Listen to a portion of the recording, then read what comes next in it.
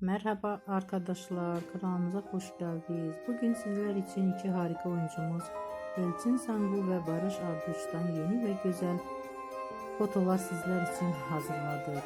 Elçin Sangu öyle bir geçer zaman ki Kurt Seyit ve Şura ve Kiralık Aşk dizisinde rol almış ve herkes tarafından çok beğenilmişti.